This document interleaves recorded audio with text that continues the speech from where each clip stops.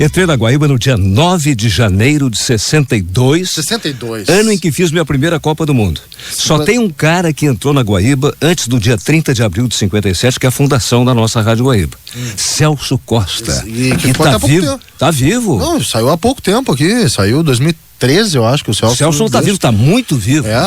Não, e deixa a rádio em 2013, né? 57 começaste no rádio. 62 foi quando entrou na Guaíba. Agora eu acertei, né? Perfeito, eu comecei na Gaúcha em 59 e vim pra Guaíba em 62. Tá, então 57 não tem nada a ver. Já comecei me enganando, mas eu tô próximo das datas. Uma coisa, né? Tu não te enganasse, começasse com o mais velho, older first. Numa fila outro dia, Guimarães, eu perguntei assim, era fila para jogar Mega Sena, uma lotérica. Eu perguntei assim, tinha senhoras ali, né? Older first ou ladies first? Aí uma velha respondeu, both. Que espetáculo. Sendo que eu escrevi sobre isso, né? Luiz Arthur Ferrareto. Eu escrevi sobre isso e não lembrava das datas. O que é absolutamente normal diante do que a gente acaba pesquisando. Passa o tempo, é um monte de coisa, mas é uma história do Lauro Quadros, professor da URGS, meu prezado orientador na dissertação de mestrado, Luiz Arthur Ferrareto. Seja bem-vindo à Rádio Guaíba. Boa tarde, Guimarães, boa tarde, Lauro, boa tarde, ouvintes da Rádio Guaíba. É um prazer estar aqui na Rádio Guaíba do lado do Lauro, né? É como se eu voltasse, de certa forma, no tempo que eu era guri lá no interior do Rio Grande do Sul, em Rio Grande, e meu irmão ficava ouvindo a Rádio Guaíba e ouvia o Lauro Quadros, Armindo Antônio Ranzolin, Rui Carlos Osterman, aquela equipe dos anos 70 lá, quando eu comecei, inclusive, a me aproximar do meio rádio, né? E comecei a me envolver com isso, de querer também virar jornalista, mas eu nunca trabalhei com esporte, de fato. Eu até brincava com o Gustavo Chagas da produção aqui ontem, ao longo da semana, que eu não entendo absolutamente nada de futebol do lado de vocês, então eu fico entendendo menos mas ainda. Mas orientou um trabalho sobre futebol. Eu orientei vários trabalhos, até tem uma coisa que é engraçado isso, né? Porque eu escrevi muitos artigos, muitas coisas aí sobre rádio, sobre jornalismo, sobre comunicação. O cara com quem eu mais escrevi coisas, é esse cara, o Guimarães, porque ele ficava assim, não vou fazer isso, não, então vou fazer isso. Ele tá até me devendo um outro texto aí que eu tô cobrando dele, tá? Porque a gente pesquisar aquele negócio, tu vai mexendo, tu vai redescobrindo coisas. E a gente, algumas alunas nossas de graduação aí fazendo pesquisa, começaram a recontar um pouco das primeiras transmissões do Rádio Esportivo Brasileiro, acessando jornais e tal, e elas junto com o Guimarães vão preparar um texto contando como é que eram as transmissões esportivas nos anos 20, né? Que a gente tem como se fosse nos anos 30 isso, né? Mas nos anos 20, nos anos 20 já tinha gente transmitindo futebol, né? Ô Lauro, claro que é diferente, é muito diferente o rádio na época que tu começasse e agora no ano de 2018, quase 2019. Tu apontas quais as principais diferenças, né, relevantes de como se consumia, se produzia, se distribuía, se trabalhava no rádio lá nos anos, início dos anos 60, final dos anos 50, início dos anos 60, para hoje em dia? Olha, eu vou tentar ser sucinto, coisa que eu não sou prolixo pra chuchu. E a coisa que eu mais gosto. E como eu sou velho, eu vou recordar agora a década de 40. O primeiro programa que eu me lembro, ainda criança, em Porto Alegre, início da década de 40, quando eu vim lá da Lagoa dos Quadros, em 1945, para morar em Porto Alegre, meu pai tinha morrido, era o Serão da Dona Generosa. Era uma coisa sensacional. Feito por um Rio Grandino, hein? Tá vendo? Feito por um Rio Grandino. É verdade. Érico Kramer. O Serão da Dona Generosa reunia as famílias à noite, imagina, não tem televisão. Vamos dizer que seja 1946, não tem televisão. Todo mundo em volta do rádio, aquele rádio que era como se fosse uma capelinha. Não tinha rádio de pilha, meu Deus. É ligado na luz. E aí a gente ouviu o Serão da Dona Generosa. Outra recordação ainda da década de 40, o repórter Esso. Aqui em Porto Alegre, Rui Figueira. Depois Heron Domingues, que foi pro Rio de Janeiro, Segunda Guerra Mundial, Heron Domingues lá em cima, coisa espetacular. E depois Lauro Hagman. Então, repórter Esso. Aí vem, eu posso ser cronológico e posso dar umas curvinhas assim. Por exemplo, rádio-teatro. O rádio-teatro, repito, não havia televisão. O rádio-teatro era uma coisa tão sensacional, mais até, pode ser uma palavra de velho, do que as novelas globais de hoje. Então o rádio-teatro, por exemplo, Moisés Sabani, um grande oftalmologista, está vivo até hoje com 90 e tantos anos, era o Léo Gonzaga. As pessoas se constrangiam de dar o verdadeiro nome na radionovela. Raquel Cagi, minha colega, naquele tempo, eu comecei em 59, era Maria Heloísa. Raquel Cagi, tão bonito, mas trabalhar em rádio parecia que era um pouco feio. E aí tinha as figurinhas do rádio, das novelas. Eu sempre digo que o rádio se divide em antes e depois de Cândido Norberto. Também poderia dizer, Ferrareto, se divide em antes e depois de Flávio Alcaraz Gomes. Também poderia dizer. Eu fiz locução comercial com Cândido Norberto, para ter uma ideia. Então tinha as figurinhas do rádio, como tem as figurinhas do futebol, da seleção, né? E tinha até musiquinha. Artistas de rádio, de quem se fala, agora se encontra na bala do rádio, saborosa e sã, que traz os artistas de quem eu sou fã. Quer dizer, o trevo de 4 folhas, a melodia se prestava à música das figurinhas do rádio. O que mais que tinha? Clube do Guri, onde Elis Regina protagonizou tanto, né? Onde ela surgiu, onde ela comandou ao lado do Ari Rego, né? Que também era Rio Grandino, hoje eu tô bairrista. O Ari Rego, né? Rio Grandino. Rego pode dizer no ar? Pode, sim. Pode. Não há problema nenhum. Tínhamos, por exemplo, o Rádio Sequência. Estou falando de várias emissoras aqui para não causar Rádio Farroupilha, suscetibilidades. Né? Rádio Farroupilha. O Rádio Sequência com conjunto vocal Farroupilha. Nós tínhamos o campeonato em 3 tempos. Bom, nós tínhamos, por exemplo, no Rádio Sequência, Pinguinho e Walter Broda. Pinguinho, o Inter, e o Walter Broda, o Grêmio. E a banca do sapateiro, o Walter Broda imitando um alemão, assim, um colono, e batia na banca do sapateiro, dava porrada e tal. Que depois o Fábio Luiz Silveira, que tem nome de rua em Porto Alegre, porque eu vereador em 1966, fui vereador aqui de 52 anos atrás, porque o pai do menino presidente do Internacional, do Marcelo Medeiros, Gilberto Medeiros, era na minha frente. Eu era um menino, eu concorri com 23 anos, Godoy Bezerra me inventou, e aí eu assumi por 1 mês como vereador de Porto Alegre, e coloquei essa rua, Fábio Luiz Silveira, que era o J Bronquinha, que era o cara que ia pro microfone, J Bronquinha e tal. Fazia as denúncias dos problemas da cidade, né? Exatamente, e como eu comecei dizendo que não havia televisão, e por isso, vamos falar na televisão preto e branco e o que o rádio fazia. A minha primeira Copa de 62 no Chile, Walter Abrão transmitia em preto e branco os jogos do Brasil. Nós da Rádio Guaíba, fazíamos pela Mineria e pela Portales ondas curtas a transmissão e também por SSB Single Side Band. Aliás, a Guaíba, quando transmitiu sua primeira Copa do Mundo com Mendes Ribeiro, Jorge Alberto Beck Mendes Ribeiro, lá da Suécia, era o PTT da Suíça, eu abri um parênteses agora, o PTT da Suíça que mandava o som e Homero Carlos Simon mandava de volta por SSB o retorno. Primeira vez que aconteceu isso na história do rádio brasileiro, do estúdio falar com o estádio a tanta distância. É uma loucura. Então, para concluir essa intervenção, que eu tô muito prolixo aqui, é assim, surgiu a televisão e ainda assim o protagonismo do rádio era evidente porque o rádio transmitia instantaneamente a partida, tá? Claro que já houve assim, Cândido Norberto transmitindo uma excursão do Grêmio América Central em 49 e só sabendo talvez no dia seguinte se a transmissão tinha saído ou não. Ou pelo menos meia hora, 1 hora depois pela Radional, tá bom? Então quando surgiu a televisão, o público brasileiro só via no dia seguinte o jogo em preto e branco. E ainda gerado pelo telesistema mexicano do senhor Miguel Azcárraga, que era o Roberto Marinho do México. Paravam até no mesmo hotel em Vinha Del Mar conosco, no Hotel Espanhol. Então o rádio era instantâneo, como é até hoje, e a televisão, o jogo no dia seguinte. Quer dizer, daqui a pouco eu posso contar mais coisa, me aturem, por favor. Mas essa história do Single Side Band é um destaque de protagonismo do rádio do Rio Grande do Sul, a partir muito forte, em 1958, porque e é uma coisa da Rádio Guaíba. A Rádio Guaíba surge em 57, em 58 transmite a Copa do Mundo na Suécia, uma Copa do Mundo histórica pro Brasil, porque ninguém acreditava muito, né? O Fiola muda o time no meio do... Agora vou falar um pouquinho de futebol também, viu, Ferrareto?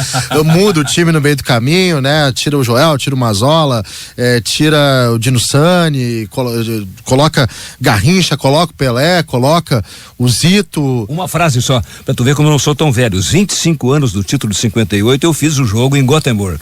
Mas aí já é 83. Sim, é verdade. Eu tenho uma curiosidade a respeito dessa transmissão de 58. Essa transmissão é pioneira. A Guaíba tá grande. A Guaíba tá grande nessa Copa com 1 ano, né? O Pelé era um cara tão jovem que o Mendes Ribeiro chama ele de Pelé, porque vários não sabiam como pronunciar o nome do Pelé. É verdade. E a transmissão para as pessoas entenderem qual era a dificuldade da época, para fazer uma ligação de Porto Alegre para São Paulo, se esperava horas, porque ia sendo fechadas praticamente cidade a cidade por telefonistas. O que eles fazem? Eles conseguem uma linha telefônica da Suécia para a Suíça. Aí a estatal suíça joga o sinal para o Brasil usando o SSB, que é um tipo de ondas curtas, um tipo de transmissão. O sinal chega numa antena receptora na casa do Flávio Alcaraz Gomes, aqui no Morro. O sinal vem de lá para cá, para Rádio Guaíba, o Amir Domingues aqui no estúdio.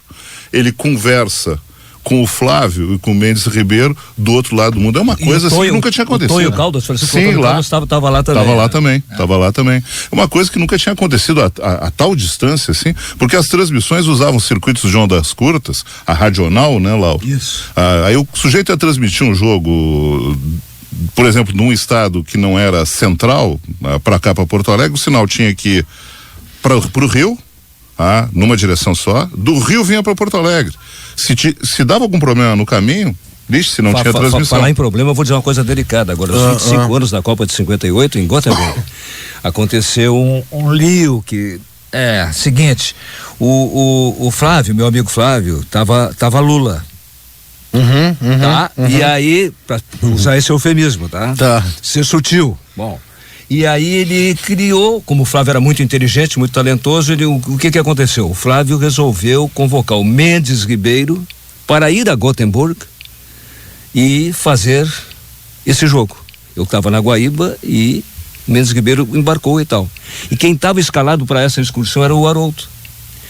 Aí deu um certo problema, mas era uma ideia boa botar o Mendes Ribeiro, que foi um cara de 58, 25 anos dúvida. Depois. Né? Eu me lembro de escutar essa transmissão do Mendes Ribeiro. Das três tecnologias, o Lauro na prática, o Ferrareto como estudioso, né? E é o que divide bem as fases, né? Propostas por ti do rádio brasileiro, né? Qual das três tecnologias, o radinho de pilha, quando surgiu, a televisão ou a internet, qual das três mais impactou em alterações no modo de se consumir o rádio? Sem dúvida nenhuma, internet. Internet, então, assim, a gente hoje está olhando para o passado com os olhos de hoje, né? A televisão foi um baque monumental, porque o rádio era o principal meio de comunicação da época. Ele ficava na sala das pessoas. Só que a televisão fez com que o rádio saísse dali e, graças ao radinho de pilha, foi acompanhar as pessoas. Só para confirmar e ilustrar o que tu está dizendo, agora, no dia 28 de março, Guimarães pode me corrigir se eu estiver errado. A notícia foi dada essa semana que o jogo do Universidade Católica contra o Grêmio pela Libertadores será feita pelo streaming. Não pela televisão. Não. Olha só, para confirmar o que tu está dizendo. Isso é uma maravilha para quem faz tubo. Transmissão pelo tubo. As rádios hoje fazem transmissão pelo tubo. Como é que vamos fazer? Com a internet vai mudar, já mudou absolutamente tudo, porque muda as rotinas de trabalho, o jeito da gente fazer, e mudou o jeito do ouvinte, não só escutar, né? Que é uma redundância dizer que o ouvinte escuta, mas mudou o jeito que ele se porta frente ao rádio, né? Porque hoje ele participa muito mais da programação. Com a permissão do Guimarães, tem uma pergunta que eu vou te fazer, Ferrareto, que é a seguinte, Sempre a gente disse e repetiu que quando surgiu o rádio, acabou o jornal. Não acabou. Pois e não acabou. E quando surgiu a televisão, acabou o rádio. Não acabou. Agora, com esse negócio de redes sociais, o escambau, as coisas vão acabar mesmo? Tipo o jornal, por exemplo, os jornais já não têm a edição de domingo. Já não tem. Não. Daqui a pouco vai acabar o jornal esse de papel mesmo? Diminuem as quantidades de veículos, com certeza, tá? Então, provável que a gente tenha menos jornais, mas o jornal, ele deixa de ser de papel e provavelmente ele vai ser virtual, vai estar na rede. Mas as coisas assim, pegando o que se diz no momento que surgem os meios, né? Quando surgiu o rádio, disseram que ele não tinha futuro. Entende? Mas por que dizer que não tinha futuro? Porque o pessoal de jornal ficou com medo, né? As coisas vão se adaptando na realidade. Eu acho que o maior perigo que a gente vive hoje não é em relação aos meios em si, entende? Rádio, TV, jornal, internet, mistura de tudo isso, né? É em relação à profissão de jornalista e de radialista, que a gente perdeu, a gente levou um baque esse ano monumental, que é a perda de referência, né? Nós perdemos como mediadores, como produtores de conteúdo, como aqueles que dizem, olha, isso é um fato, isso é real, isso é notícia, nós perdemos para os grupos de WhatsApp, de famílias, de amigos, de compartilhamento de ideias, então nós perdemos muito poder de referência. O nosso desafio é a gente recuperar esse poder de referência como comunicador. Eu vou dar esse é o perigo. Vou dar 3 exemplos bem rápidos dessa dinâmica aí. Primeira coisa que me vem à cabeça, quando eu passava a minha coluna para a Folha da Manhã, Sim. Nossa Folha da Manhã, extinta Folha da Manhã. Quando eu passava minha coluna, sempre passava junto à coluna do João, o Saldanha sempre pediu para eu passar dele, ou pro Jornal do Brasil, ou pro Globo. Se estivéssemos em Paris, por exemplo, ia lá no La Bourse passar, ou estamos em Londres, Temple Station, ali no Thames, a passar a minha coluna e a do João Saldanha.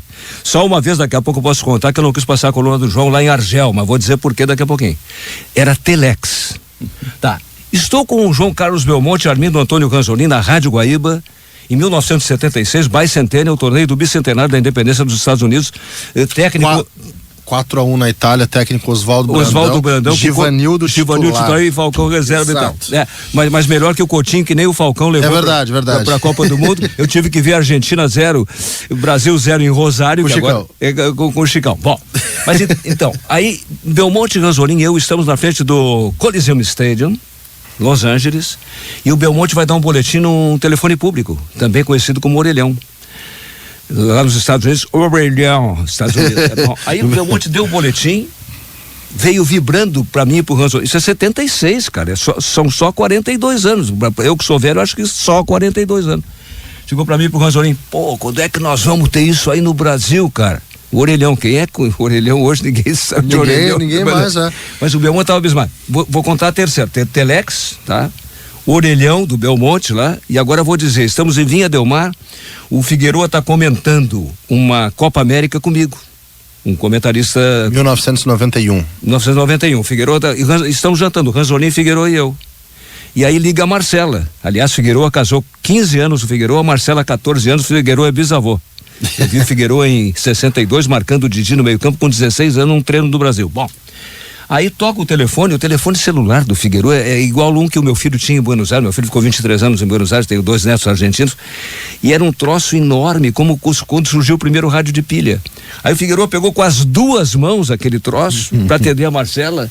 Aí, tá, ok, Marcela, botou em cima da mesa, assim, quando é que nós vamos ter isso aqui no Brasil? Rapaz, não tinha ainda um celular, ou não tinha um celular que prestasse no Brasil, né? Então essas coisas são dinâmicas mesmo, né? Não, a velocidade é incrível e muda a cabeça das pessoas também, na realidade, né? O problema é que a gente tem que a velocidade da mudança nos meios de comunicação é tão grande que nós, os profissionais, não acompanhamos. Mas eu insisto isso, o nosso desafio para 2019 não é só a sobrevivência do rádio, da televisão, do jornal, aquela coisa, no meu tempo era assim, no meu tempo era assado, o que mudou, o que não mudou, o que não mudou. O nosso grande desafio é recuperar o nosso ponto como referência. Mas o rádio vai sobreviver, Fernando? Não, acho que o rádio sobrevive por um fator, Lauro. A gente agora está conversando aqui, o que as pessoas estão fazendo enquanto estão nos ouvindo, tá? Elas estão fazendo outra coisa, elas não estão paradas apenas ouvindo rádio. Jornal precisa, independente se é papel ou se é na tela de um notebook, de um tablet, de um celular. O cara tá transando, tá ouvindo rádio. Sim. Pode acontecer um acidente, né? Tem coisa melhor para ouvido, né? Do que ouvir a gente, por exemplo. É a famosa ideia do rádio como companheiro. É companheiro, entende? A internet, o cara pode até querer acessar a internet quando tá no carro, entende?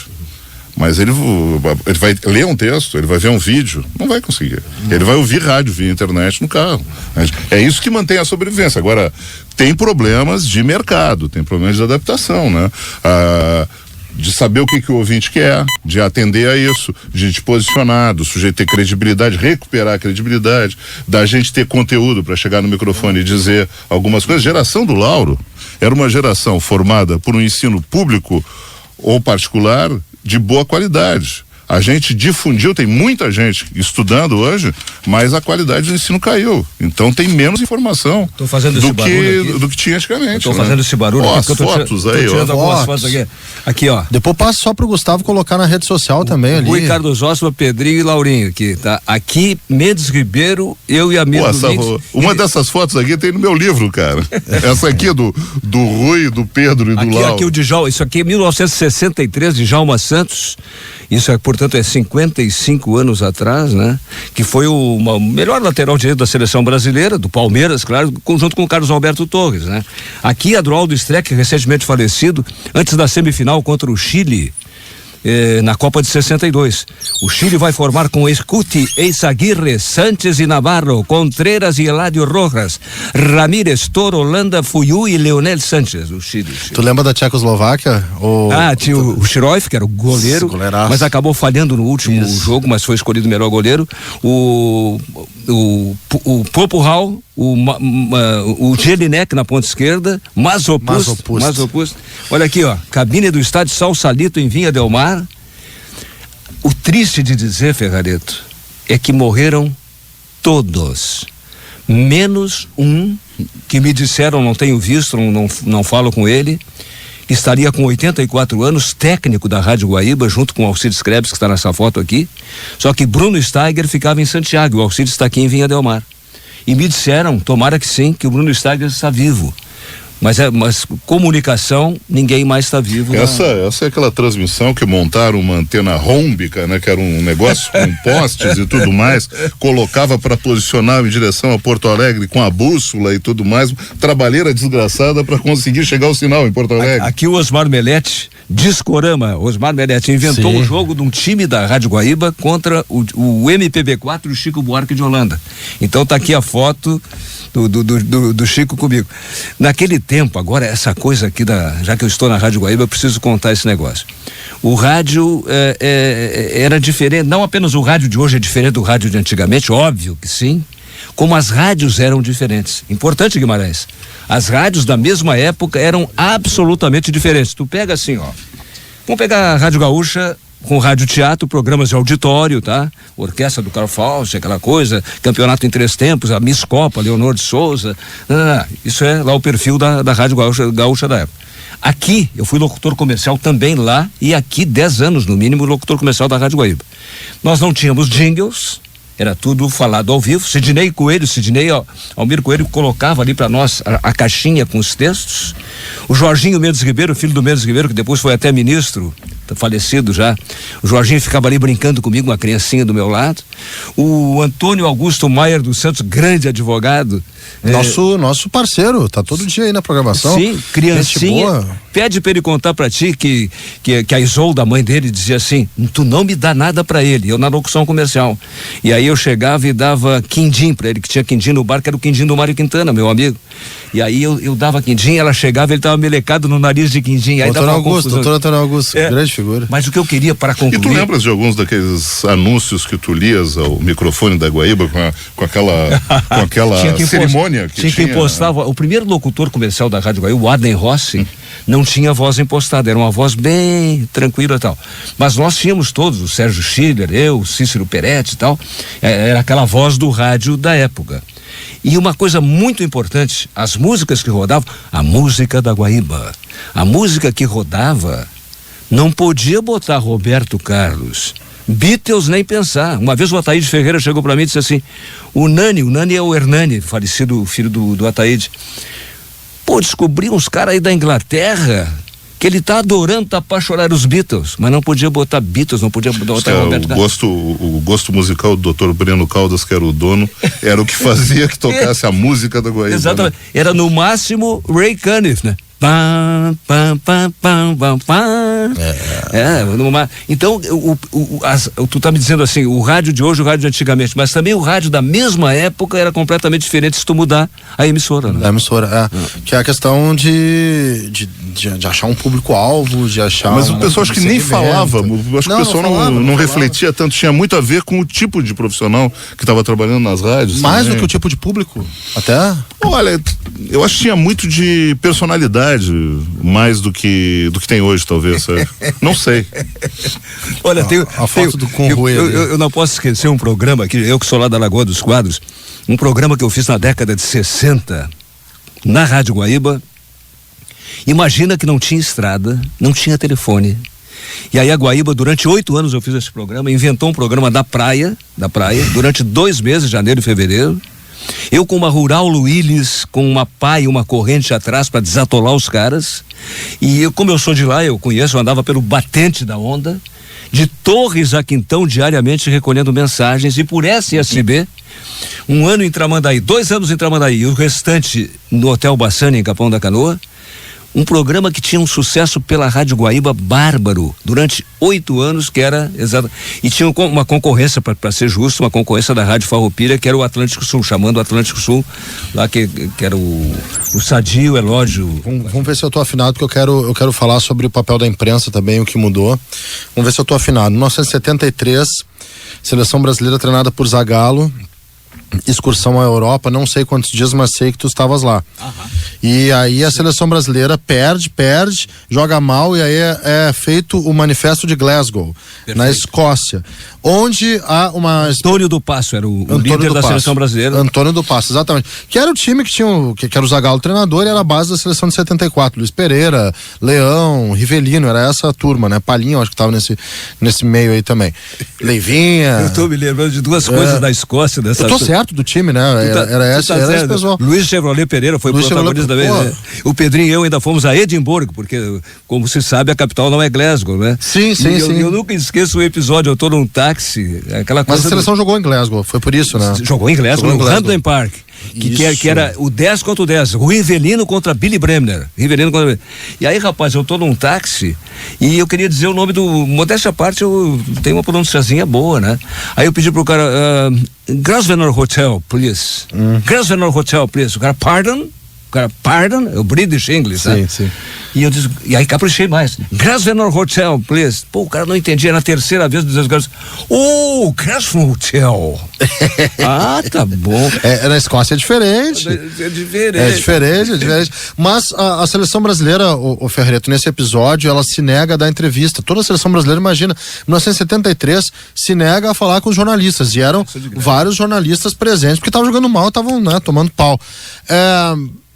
Eu pergunto sobre o papel da imprensa e a alteração. Claro que eu usei algo do esporte, eu posso usar algo relacionado à nossa república, a AI-5 e por aí vai. O papel da imprensa e as restrições, as atribuições, a relevância da imprensa ao longo desse período em que o Lauro esteve em plena atividade e que certamente estudaste. Há muita diferença em relação ao que a imprensa tem como compromisso, como função, como restrição e como desafio? O papel segue sendo o mesmo, independente do viveres numa ditadura ou numa democracia. Nosso papel é tentar mostrar da melhor maneira possível o que está acontecendo, né? Há 2 problemas isso aí. Tem a restrição que vem da área governamental e tem a restrição que é feita pelo próprio jornalista, né? E o nosso papel é denunciar quando acontecem essas restrições, né? Por exemplo, se alguém não quer dar uma entrevista ou não permite que o jornalista tenha acesso à informação, isso tem que ser denunciado, né? Por exemplo, eu acho muito curioso numa situação que aconteceu há pouco, né? Que jornalistas foram impedidos de ter acesso a uma entrevista coletiva do presidente eleito. Eu acho curioso que os outros jornalistas que entraram tenham feito a entrevista. Na época que eu era repórter, a gente teria uma certa resistência a fazer essa entrevista. A gente ia dizer, olha, peraí, ou entram todos ou não entra ninguém, entende? Mesmo que acontecesse problemas, eu me lembro que eu estava pela Rádio Gaúcha, numa determinada situação, que foi a ocupação da refinaria Alberto Pasqualini durante uma greve pelo Exército, e aí um fotógrafo disse, não, nós precisamos de uma foto para mostrar que a imprensa não está tendo acesso à refinaria Alberto Pasqualini. E se reuniram todos os repórteres que estavam ali, na época tinha um monte de repórteres de vários sucursais, que hoje não existem mais aqui, sucursal do Jornal do Brasil, do Globo, do Estado de São Paulo, da Folha de São Paulo, pessoal dos jornais da época, das rádios da época. Não, nós vamos tentar entrar para ter a foto uma coisa maluca, tem os soldados avançando contra os jornalistas, entende? Obviamente, a gente foi até um determinado ponto, os caras apontaram as armas para nós, os que estavam ali na frente, foram batidas as fotos, já era um período democrático, aquelas fotos não foram publicadas em jornal algum. Entende? Nossa posição como jornalista é tentar dar a notícia independente do que está acontecendo. Nossa, sem dúvida. Essa é a nossa posição. O irmão de Alberto Pasqualini, o grande Arlindo Pasqualini, aqui conhecido por nós como o Major, foi o primeiro diretor espetacular da Rádio Guaíba. Primeira voz da Rádio Guaíba.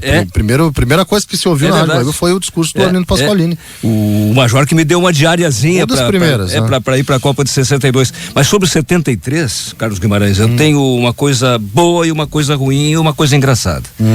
A excursão realmente foi a maior de todas da seleção brasileira, durou 56 dias, 14 países. Naquele tempo a gente fazia a jornada e depois ia tratar da próxima jornada.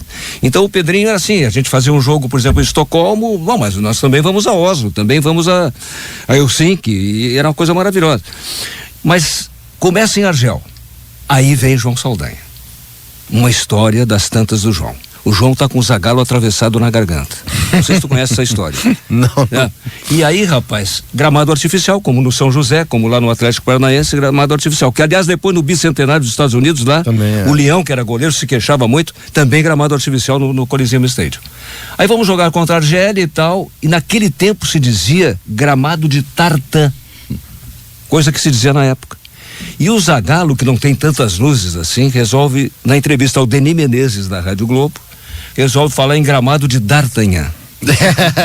Aí o João botou o título da coluna dele, D'Artagnan, e pediu para eu levar a coluna como eu sempre levava, a minha e a dele, para o Telex. Eu digo, João, para aí, o Denis e eu pegamos o João, para com isso, a gente é humano, a gente erra. Tá, foi uma besteira do Zagallo, mas porra, não, então eu vou levar a coluna e vai sair a coluna e tal. E então essa coisa engraçada, a coisa bonita que foi uma excursão de praticamente 2 meses, e a coisa triste é que 4 meses depois, em Tarumã, morre Pedro Carneiro Pereira. No dia 21 de outubro de 73, Inter 2, São Paulo 2, arbitragem de Arnaldo César Coelho, que parou o jogo quando soube, éramos amigos, parou o jogo quando soube que o Pedrinho tinha morrido em Tarumã.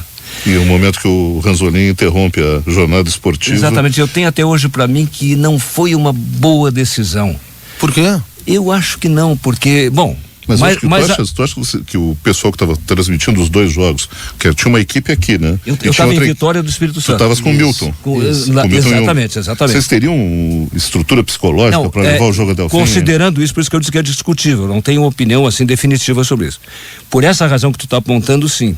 Por a outra razão, o Pedrinho lá em cima, vamos lá com essa transmissão e tal. Então dá para isso, dá para aquilo. Mas falar no João Saldanha, uma das primeiras do João comigo é o seguinte, eliminatórias de 69, João é treinador, o grupo do Brasil é Brasil, Colômbia, Paraguai e Venezuela. Estamos em Caracas e para chegar na frente da Rádio Gaúcha, sabe o que nós fizemos? Chegar um dia na frente da Rádio Gaúcha, a Guaíba fez o seguinte: fizemos pela fronteira Cúcuta-San Antônio, não fizemos Bogotá, Caracas, Cúcuta-San Antônio, num avião que até porco tinha, o pessoal do interior da Colômbia e tal. Aí chegamos lá, Caracas, sai o jogo, primeiro tempo um vareio, Tostão, Pelé, vamos combinar, né? Contra a Venezuela, naquele tempo Venezuela e Colômbia era o fim da picada, só tinham Milionários de Bogotá, que era um time de estrangeiros, até o Di Stéfano jogou no Milionários. Sim, a famosa Liga Pirata. Exatamente. Nos anos 40. E aí é o seguinte, jogo, futebol é assim, termina o primeiro tempo, o Pedrinho passa para mim para comentar e 0-0, Brasil e Venezuela 0-0.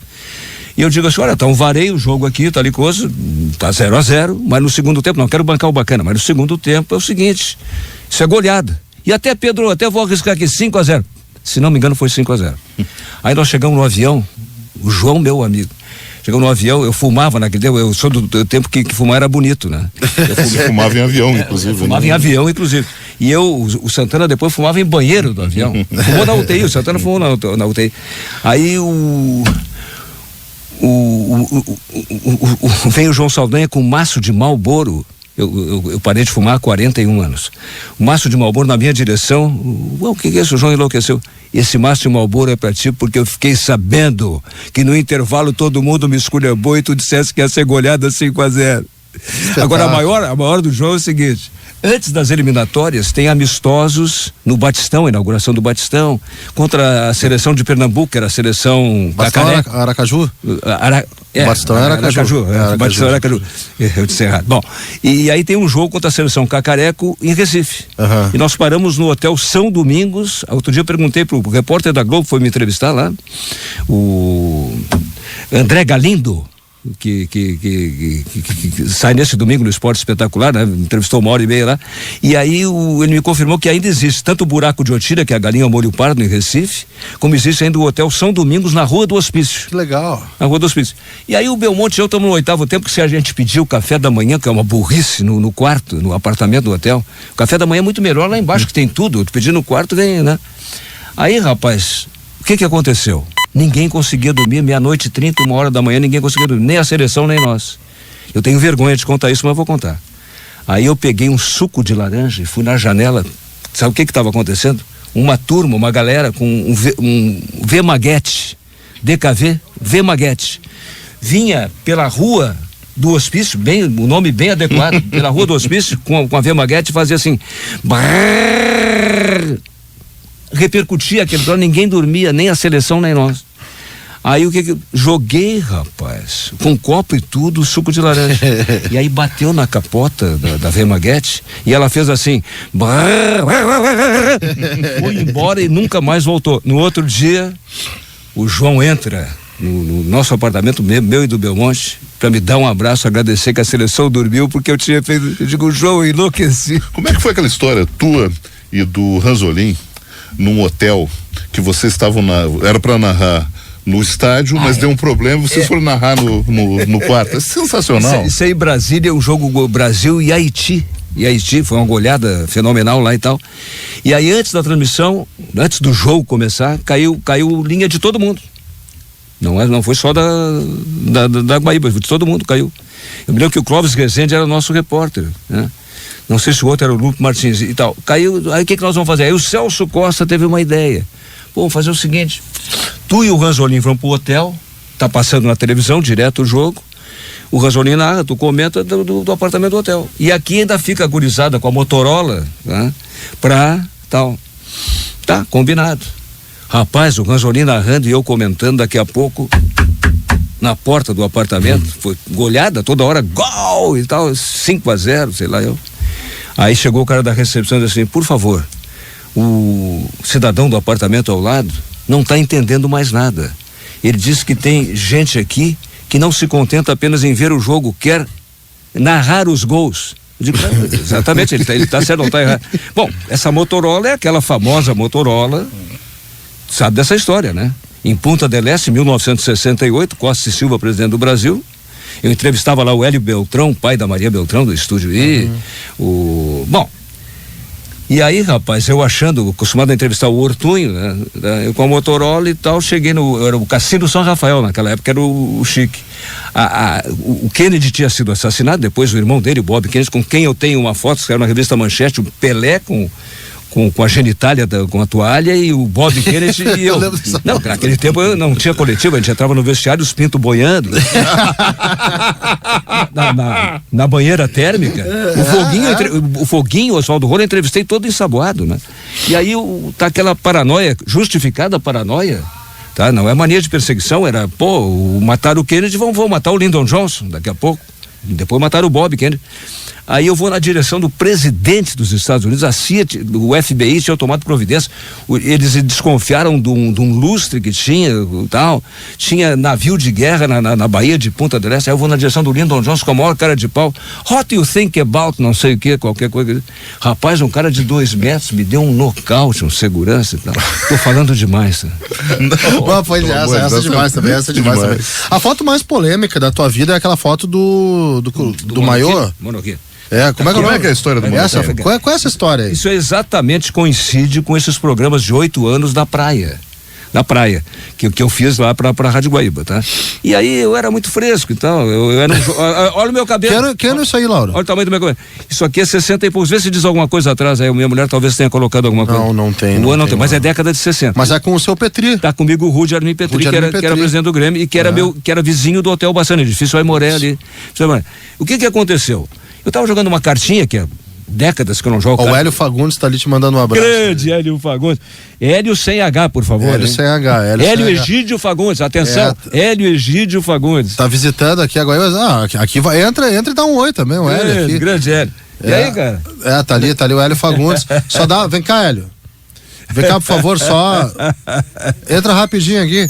Esse aqui tá funcionando, Gustavo? Aí, ó, dá um abraço do Hélio Fagundes aqui. Tu vê? Só fala aqui que... Não, rapidinho, não dá. Então um abraço do Hélio Fagundes. Tem um cara que toda hora fala em ti, que eu me encontro com ele na televisão, domingos à noite, Luiz Fernando Zacchia, te adora. Sim, meu amigo. Te adora, já me disse por quê. Companheiro. Não é meia nem nada, mas te adora. Grande Hélio. Tá aí o encontro também do Hélio Fagundes com o Lauro Quadros aqui. Tô mostrando aqui o Monokini, Hélio, e vou dizer o que aconteceu. Vou dizer com o Petri aqui. O que aconteceu? Tinha um cara que, o Max, o nome dele, já falecido há muito tempo. Tinha uma loja em Capão da Canoa, Taft, loja Taft, em Capão da Canoa. E tava vendendo uma mercadoria nova. O Max, tô com uma mercadoria nova que tá encalhada, ninguém compra, ninguém se... O que é? É o tal de Monokini. Que cor? Se tem verde, tem abóbora. Parei um pouquinho. O abóbora é meu. me consegue o abóbora aí pra dar um desfile amanhã.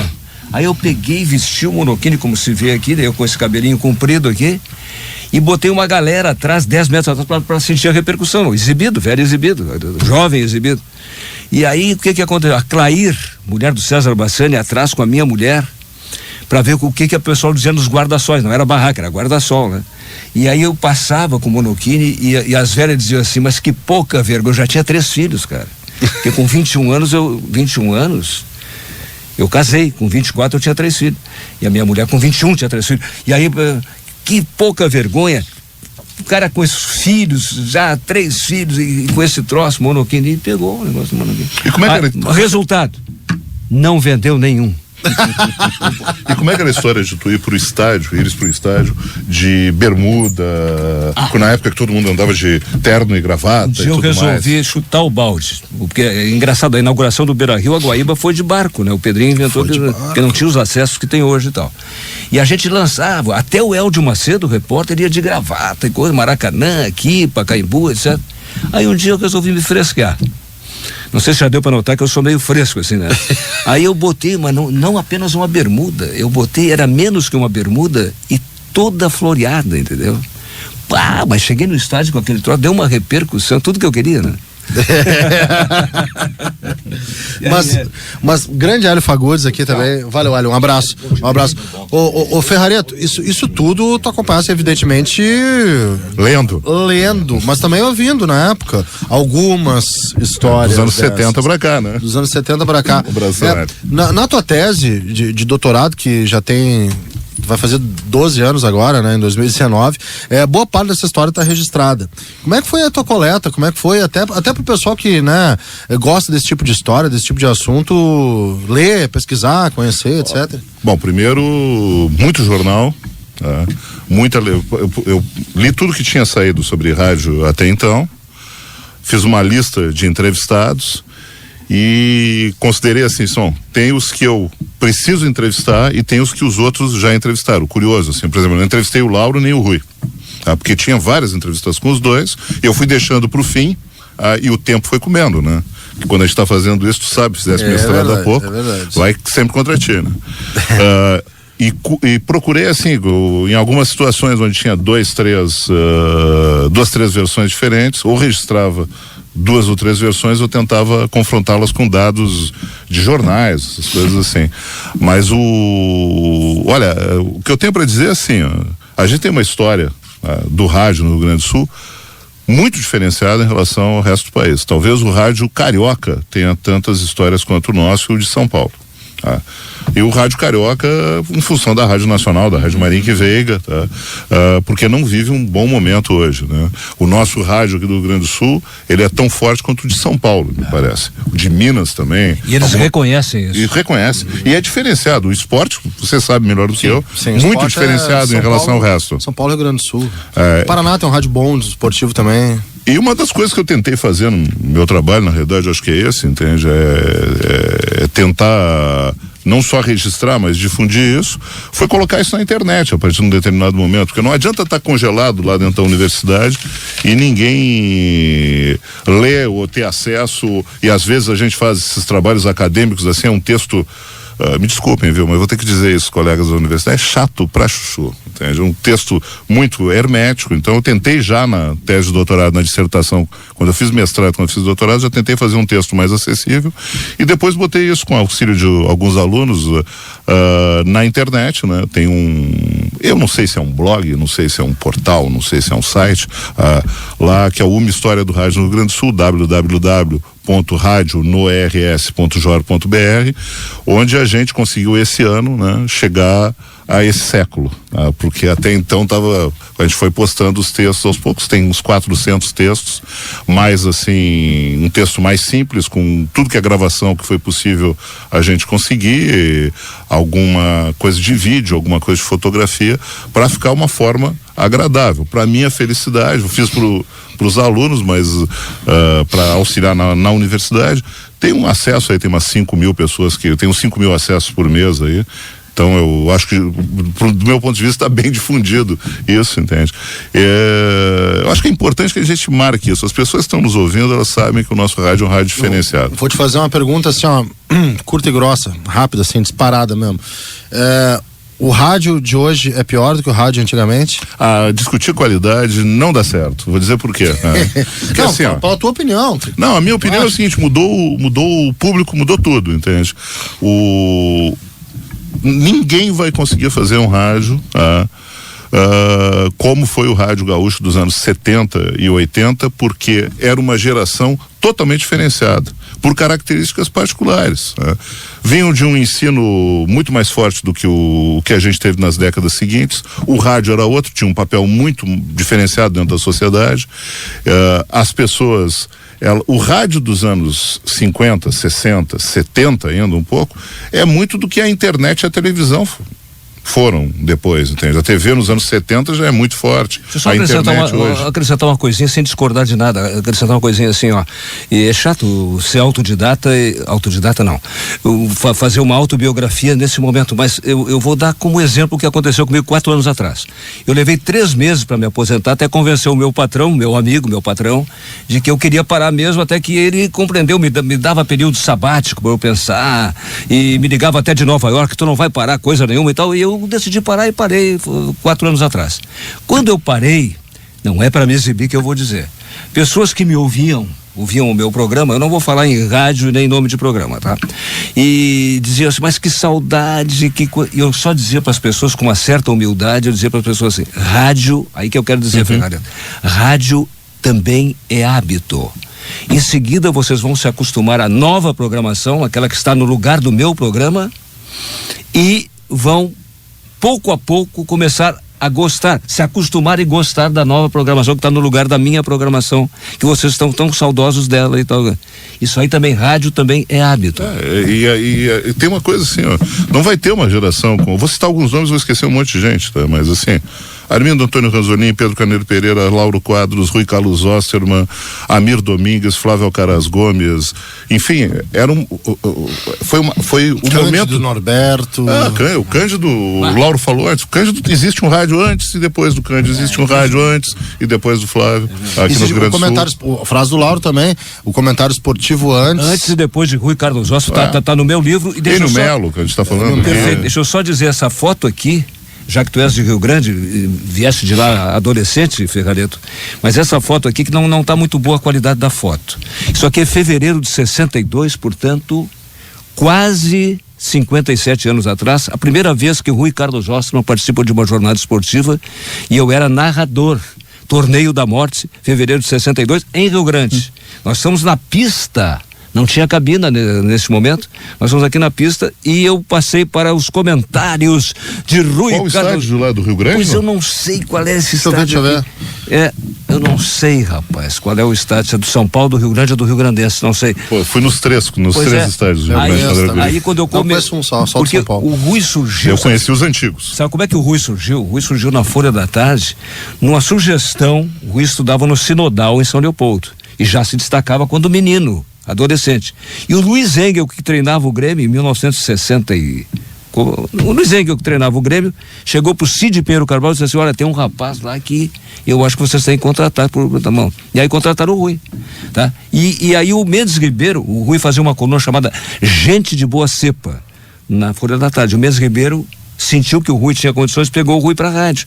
E aqui a primeira jornada do Rui, quando eu passo comentários de Rui Carlos Osterman, o Rui, que não tinha experiência ainda no microfone, pegou o microfone, esse microfone aqui, e disse: alô, e eu fazia sinal, vai.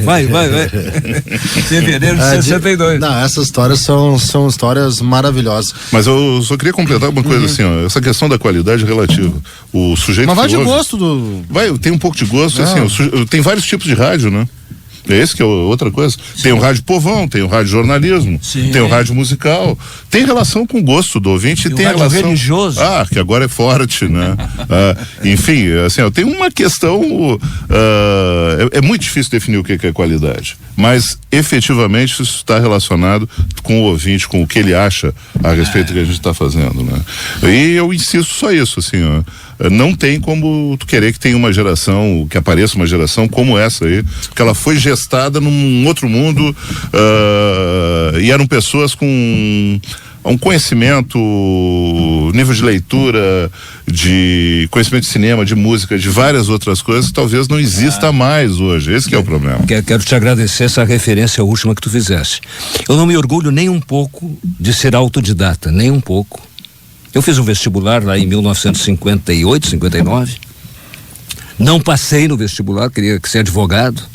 E não vou dizer que, muito obrigado que eu não passei no vestibular e tal, e que coisa boa, eu pedi o paz, que me colocando o exame oral, não é isso.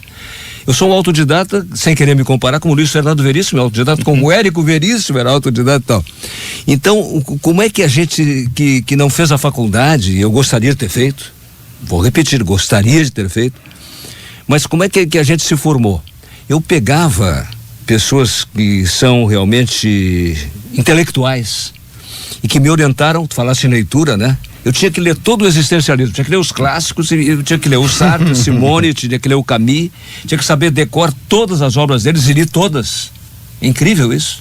O Camus foi goleiro do Real Madrid, Albert Camus, que nós falamos na Argélia aqui, né? Franco-argelino e tal. E aí a gente vai criando um conhecimento, modéstia à parte e tal, como vou pegar o Luiz Fernando Veríssimo como referência e tal. E o Luiz Fernando não fez jornalismo. É ruim fazer jornalismo? Claro que não. Mas o cara pode ser um autodidata com essa formação que tu tá referindo aí. Eu acho que tem um problema de formação hoje, na realidade, que as pessoas não leem, entende? Mas não é só no jornalismo, é em geral, tem um baixo nível de leitura. Tem um dado aí que é apavorante sobre esse país, né? Que 4% das pessoas na universidade são analfabetos funcionais. O sujeito não consegue entender o que ele está lendo. E ele vai se formar. Imagina. Entende? O problema está na formação lá atrás, no ensino fundamental, ensino médio, e reflete em tudo. O que eu ouço de regência e concordância, às vezes, eu não pelo amor de Deus. Outro dia até o Etchegói estava dizendo uma coisa assim, como é que ele falou. Mas o tu aceitas? O tu? Não, sem problema. O uso informal do tu. Claro que sim. Eu chamo de tu no programa, eu chamava sempre todos, inclusive governadores, assim, não sei por que se criou isso. Mas conjugavas o verbo certo. Sim. A conjugação é correta, no caso. O pior é regência e concordância e coisas um pouquinho mais sofisticadas. O Etchegói estava falando e um cara com uma formação boa, dizer assim, passará a vigir. Todo mundo pensa, quase todo mundo quer vigir, é viger, não existe o verbo vigir, é vigência, né? Vigência. Então, e assim, olha, tu pode colocar uma coisa atrás, toda hora eu ouço coisas inacreditáveis. Sabe o que faz muita falta? Não é por eu ter sido seminarista, fui seminarista, latim. Latim. Eu fui seminarista, eu tinha 11 anos, o Dadeus Grins tinha 14 anos. E o Picasso, Ronei Paulo Trave, o Picasso, goleiro até da seleção brasileira, tinha 11 anos como eu no seminário, né? E o latim, lá na Argentina, aqui no Leonardo da Vinci, eu acho, a Luísa está nos ouvindo aqui certamente, no Leonardo da Vinci eu acho que mantém o latim. E na Argentina, meus netos lá me disseram que continua o latim na escola. Por quê? Não apenas pela É pela etimologia, sim, a origem das palavras, sim, mas também para tu, na hora da regência, tu tem que saber o que é nominativo, o que é genitivo, para poder fazer a coisa certa. Eu ouço cada coisa que eu fico Ele também tem, não é só a questão em si da língua portuguesa, nós temos problemas de informação a respeito de história, de política, sim. Que são terríveis, e quando a gente chega num ponto de que as pessoas têm dificuldade para interpretar texto, a gente tem que repensar mas também é uma questão atual chamada, né, o que chamam de pós-verdade, que é a interpretação de acordo com aquilo que convém para o meu pensamento. Ou seja, se eu disser, o Lauro, que a tua camisa ela é azul, e outra pessoa, ou melhor, se uma pessoa me dissesse que a tua camisa é vermelha, coisa que não é, porque ela é azul em 2 tons, não é mesmo? Sim. E se esse vermelho for ao encontro daquilo que eu acredito, eu vou acreditar que mesmo olhando que é azul, que ela é vermelha, entendeu? Sim, algo assim. Mas é uma coisa bem atual, uma coisa bem de rede social mesmo. Essa subjetividade eu resumo no seguinte: coisa assim, tu é gremista ou colorado? E eu respondo: todo gremista acha que eu sou colorado, todo colorado acha que eu sou gremista. Por quê? Porque quando eu dou um pau no Inter, o gremista ouve e diz assim, tá certo, e o colorado diz, esse gremista filho da mãe aí. Quando eu dou um pau no Grêmio, o colorado diz assim, é isso aí mesmo. E o gremista diz assim, esse colorado... Uma pergunta que nunca ninguém te fez. Tá, vou te fazer agora. Na vida sexual. Qual o teu maior companheiro nesses 50, vai completar agora 59, 2019, 60 anos de jornalismo. Qual é o teu maior companheiro nesses 60 anos de jornalismo?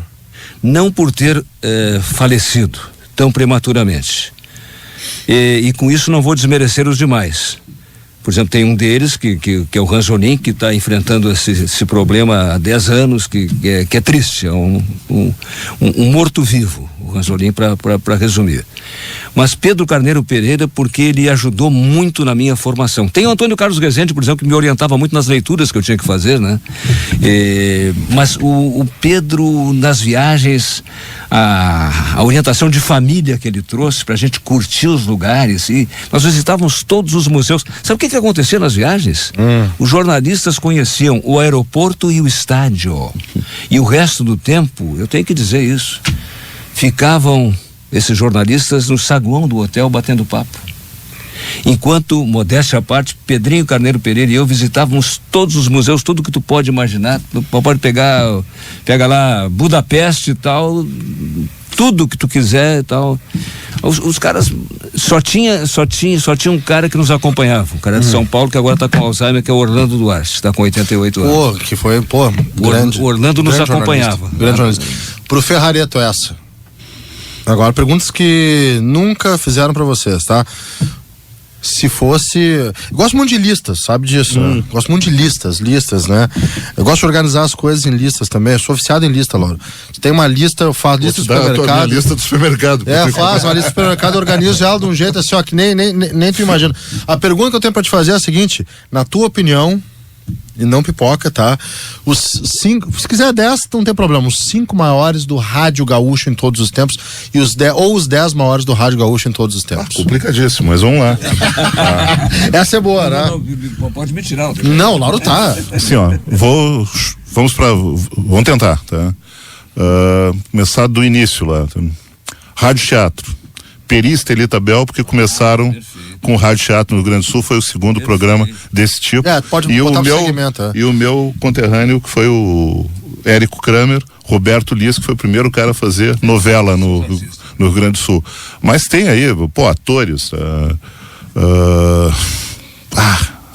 Complicado isso aí. Rádio Popular. Tá, vai dizendo, eu vou chutando. Zambiase. Sérgio Zambiase, Paulo Josué e Gugu Streit. Devo ter esquecido alguém. Tá. Pessoal da Itaí, das antigas, não? Eu acho que com esses três aí. Saião Lobato, né? Claro, Saião Lobato, Tia Eva. Peguei assim mas eu acho que o Zambiase não tem como fugir dele, né? O Gugu e o Paulinho também não. Rádio musical, no termo que tu adora, adulto contemporâneo. Vamos lá. O rádio musical tem um monte de gente. Cascalho, Clóvis Dias Costa, Júlio First, o Mr. P, o Alexandre Fetter, Mauro Borba, Newton Fernando, Jimmy Joe, a Kátia Suman. Eu fatalmente já esqueci vários aí. O Alemão Vitor Hugo, o pessoal que tá no ar ainda hoje. O Ari Rego entraria também. Né? E no rádio musical, aquele mais assim do sujeito sabe, ter conhecimento sobre rádio, sobre Reis. Música. Glênio Reis, tá? Arthur de Farias, Glênio Reis. Sempre vou esquecer alguém. Apresentadores de programas de auditório, tá? Maurício Cirotti Sobrinho, tá? O Salimem Júnior, o Ari Rego, poxa vida, o Adroaldo Guerra, Papai Guerra, o velho Guerra, o Titio Guerra, né? Titio Guerra, Vovô Guerra, Vovô Guerra, Vovô Guerra, Vovô Guerra. Os 53 anos estão pesando aí.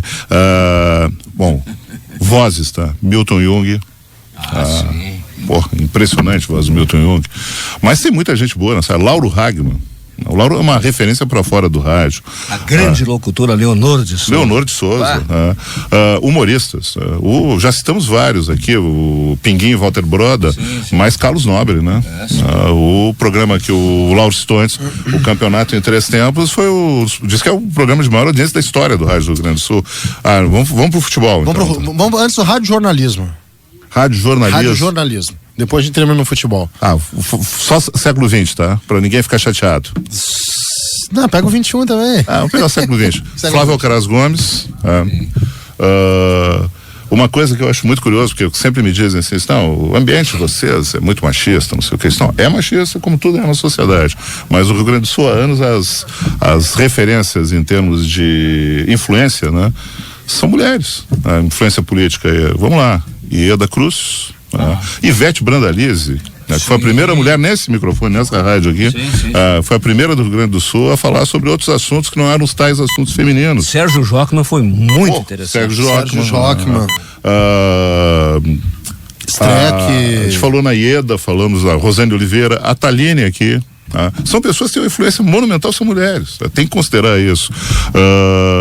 Apresentadores, programas, entrevistadores, Amir Domingues, já citei o Flávio, Osmar Melete, a gente falou vê como é difícil isso, né? A gente estava falando dos grandes nomes aí. Mendelski. Dos caras que, o Rogério é o maior polemista do rádio do Rio Grande do Sul. Aquela coisa, a gente estava falando dos nomes das pessoas, os caras que entendiam de música. Osmar Melete, Paulo Denis. Sim. Vamos lá, narradores. Repórter. Precisa ser de campo, repórter de rádio jornalismo também. A gente tem grandes referências. Temos grandes referências aí. O dos desse século, Cid Martins, Eduardo Matos,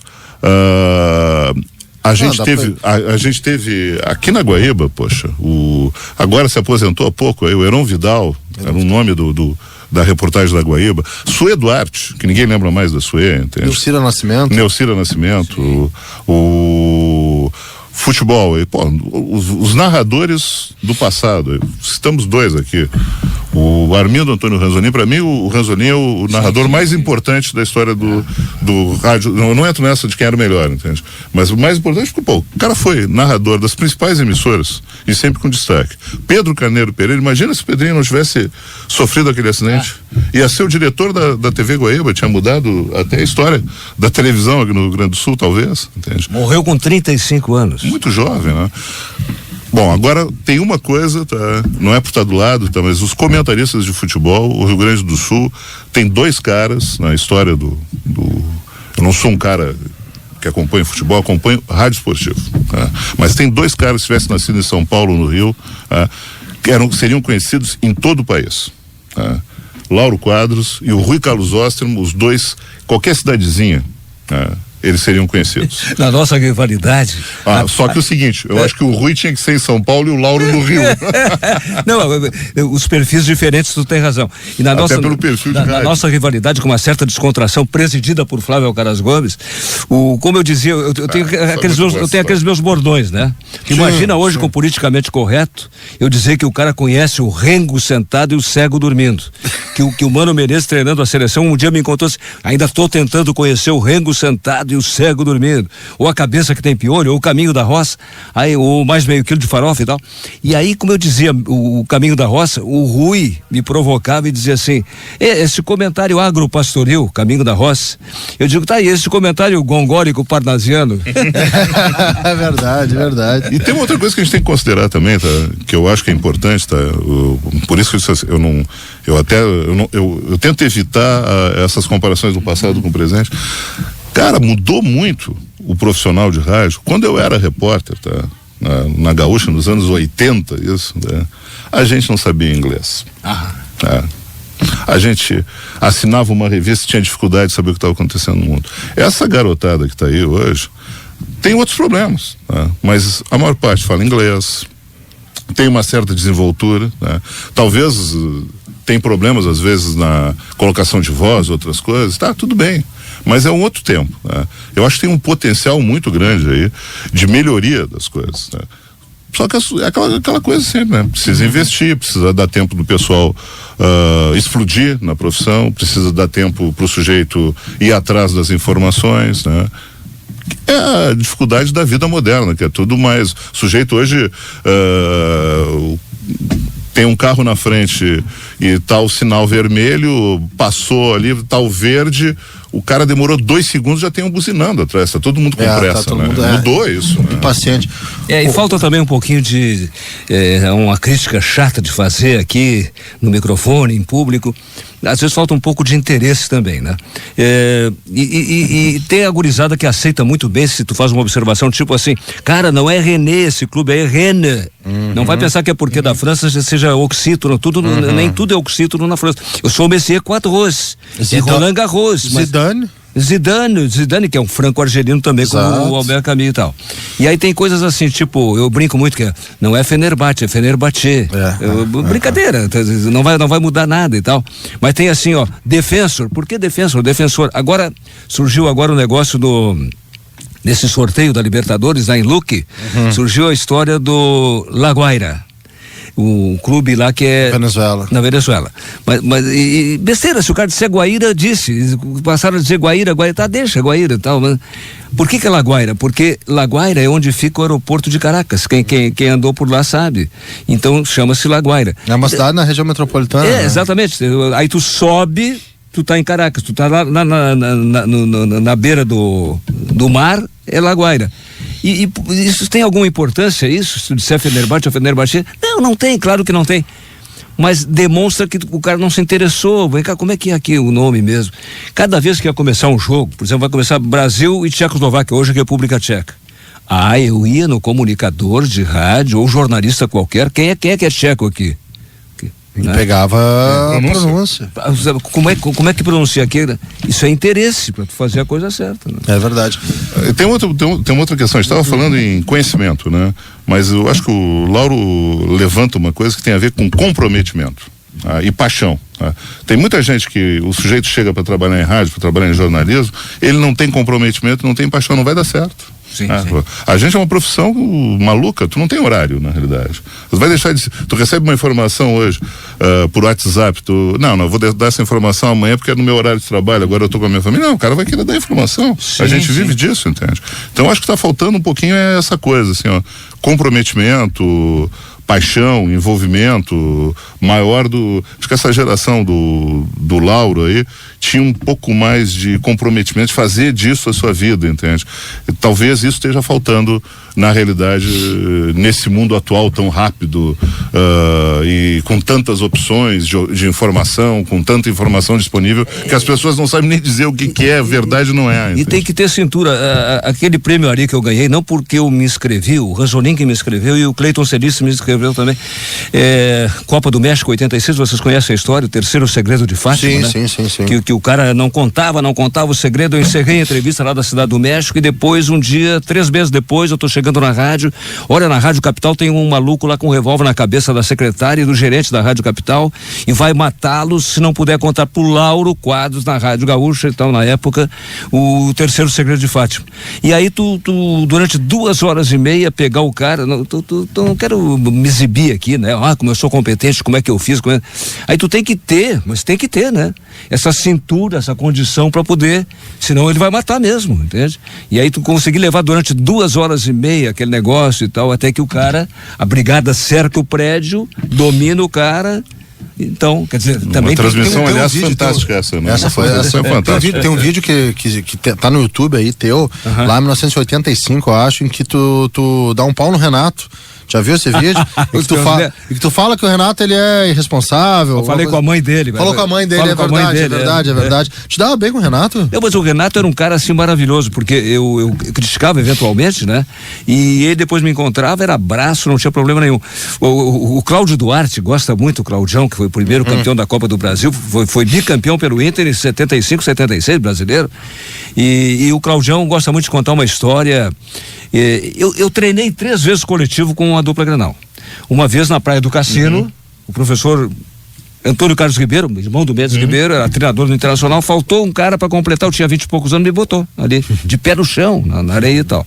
Outra vez o Froner treinando o Grêmio, Kleber Furtado de um lado, já falecido, Kleber Furtado, e eu do outro lado, em Maceió, nós treinando, ajudando a completar. E o jogador respeita, ele não vai porque tu não é profissional, então tu só tá completando mesmo e tal. Eu era jovem, aceitava.